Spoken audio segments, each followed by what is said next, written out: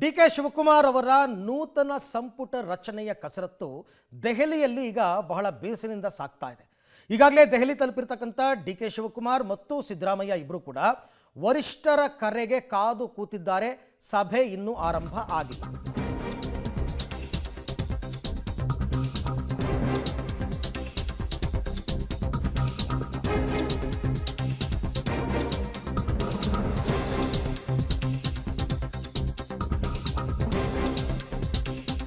ಸಚಿವ ಸಂಪುಟ ದಂಗಲ್ ಹಿಂದೆ ಪಟ್ಟಿ ಫೈನಲ್ ಆಗುತ್ತಾ?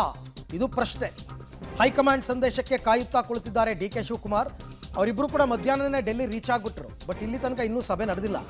ಅತ್ತ ಡಿ.ಕೆ. ಶಿವಕುಮಾರ್, ಇತ್ತ ಸಿದ್ದರಾಮಯ್ಯ ವೇಟಿಂಗ್. ಇಬ್ಬರು ಕೂಡ ಇದುವರೆಗೆ ಹೈಕಮಾಂಡ್ ನಾಯಕರಿಂದ ಯಾವುದೇ ಕರೆ ಬಂದಿಲ್ಲ.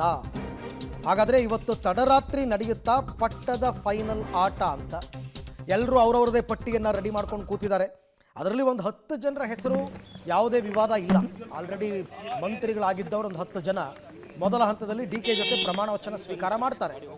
ಆದರೆ ಉಳಿದಂತೆ ಇನ್ನೊಂದು 22-23 ಸ್ಥಾನಗಳಿಗೆ ಯಾರನ್ನು ತಗೋಬೇಕು, ಅದರಲ್ಲಿ ಡಿ.ಕೆ. ಶಿವಕುಮಾರ್ ಕಡೆಯವರು ಎಷ್ಟು, ಸಿದ್ದರಾಮಯ್ಯನವ್ರ ಕಡೆ ಎಷ್ಟು, ಹೈಕಮಾಂಡ್ ಕಡೆಯಿಂದ ಎಷ್ಟು, ಇದು ಚರ್ಚೆ ಆಗಬೇಕು. ಇದ್ರ ಜೊತೆಗೆ KPCC ಅಧ್ಯಕ್ಷ ಪಟ್ಟ ಯಾರು ಕೊಡಬೇಕು, ಸ್ಪೀಕರ್ ಯಾರನ್ನ ಮಾಡಬೇಕು, DCM ಹುದ್ದೆ ಬೇಕಾ ಬೇಡವಾ, ಬೇಕು ಅಂತಾದರೆ ಎಷ್ಟು ಮಾಡಬೇಕು, ಯಾವ ಯಾವ ಸಮುದಾಯಗಳಿಗೆ ಪ್ರಾತಿನಿಧ್ಯ ಕೊಡಬೇಕು, ಹೀಗೆ ಹಲವಾರು ವಿಚಾರಗಳು ಚರ್ಚೆ ಆಗಬೇಕಾಗಿದೆ.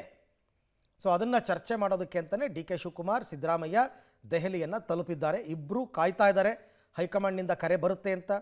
ಅಲ್ಲಿ ಮಲ್ಲಿಕಾರ್ಜುನ್ ಖರ್ಗೆ ಅವರು, ವೇಣುಗೋಪಾಲ್ ಅವರು ಕೂಡ ದೆಹಲಿಯಿಂದ ಹೊರಗಡೆ ಇದ್ದರು. ಈಗ ಅವರೆಲ್ಲ ಬಂದು ಸೇರಿದ ನಂತರ ಚರ್ಚೆ ಆರಂಭ ಆಗುತ್ತೆ.